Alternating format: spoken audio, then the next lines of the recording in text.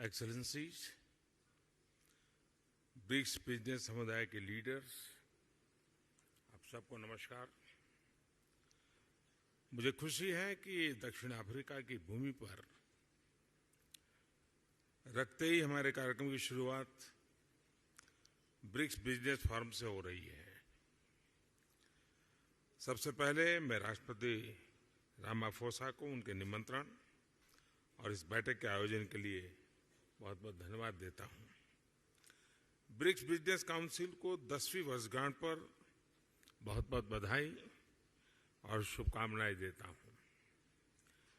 पिछले 10 वर्षों में ब्रिक्स बिजनेस काउंसिल ने हमारे आर्थिक सहयोग को बढ़ाने में बहुत महत्वपूर्ण भूमिका निभाई है। 2009 में जब ब्रिक्स की पहली समिट आयोजित की गई थी, तब विश्व एक बड़े आर्थिक संकट से बाहर आ रहा था। उस समय ब्रिक्स वैश्विक अर्थव्यवस्था के लिए एक आशा की किरण के रूप में उभरा था। वर्तमान समय में भी कोविड महामारी, तनावों और विवादों के बीच विश्व आर्थिक चुनौतियों से जूझ रहा है। ऐसे समय में ब्रिक्स देशों की एक बार फिर महत्वपूर्ण भूमिका है।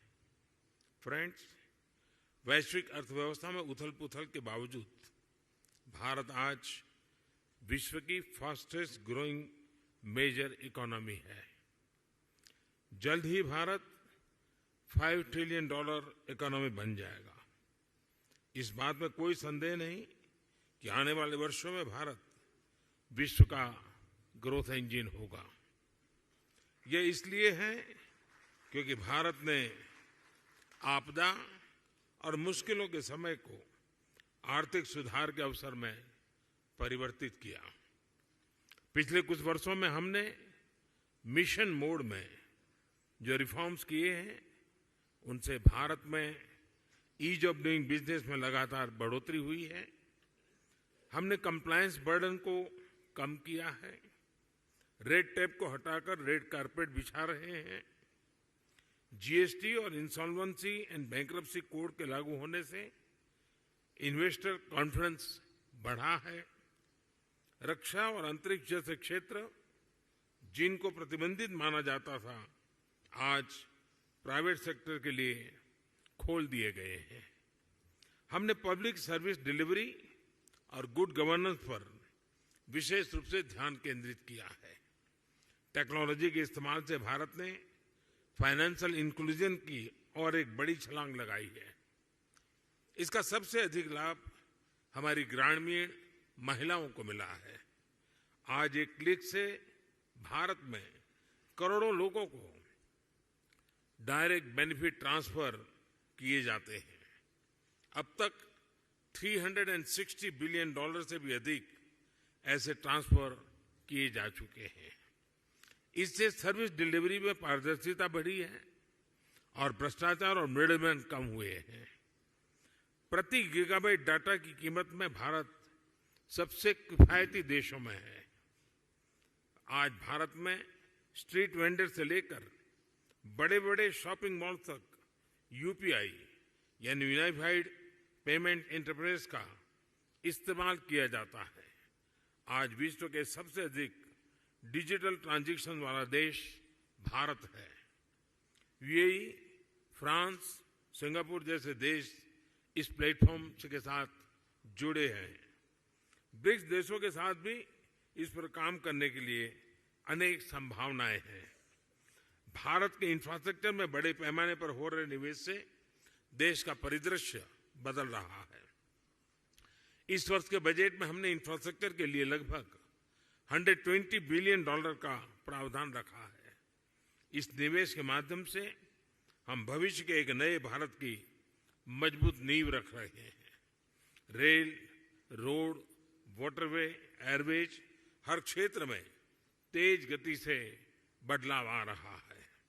आज भारत में 10,000 किलोमीटर प्रति वर्ष की रफ्तार से नए हाईवे बन रहे हैं। पिछले 9 वर्ष में एयरपोर्ट की संख्या दोगुनी हुई है। निवेश और उत्पादन को बढ़ाने के लिए हमने प्रोडक्शन लिंक इंसेंटिव स्कीम्स लागू की हैं। लॉजिस्टिक्स कॉस्ट कम होने से भारत का मैन्युफैक्चरिंग सेक्टर कॉम्पिटिटिव हो रहा है।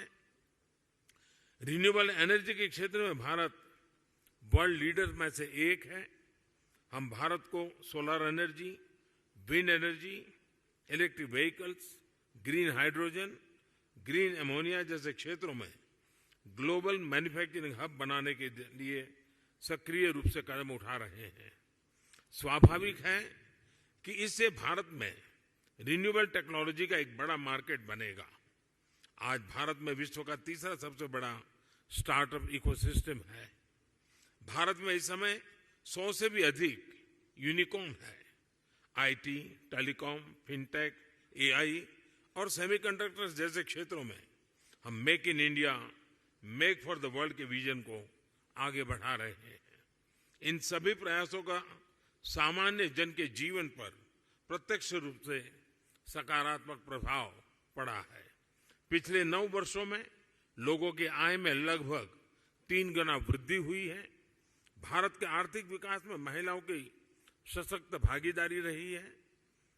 आईटी से लेकर स्पेस तक, बैंकिंग से लेकर हेल्थ केयर तक महिलाएं पुरुषों के साथ कंधे से कंधा मिलाकर देश की प्रगति में योगदान दे रही है।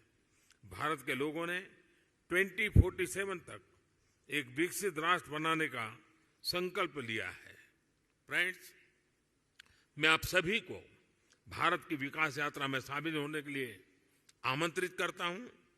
कोविड महामारी ने हमें रेजिलिएंट और इंक्लूसिव सप्लाई चेन्स के महत्व को सिखाया है। इसके लिए आपसी विश्वास और पारदर्शिता बहुत ही महत्वपूर्ण है। हम एक दूसरे की ताकतों को जोड़कर पूरे विश्व, खासतौर पर ग्लोबल साउथ के कल्याण में महत्वपूर्ण योगदान दे सकते हैं।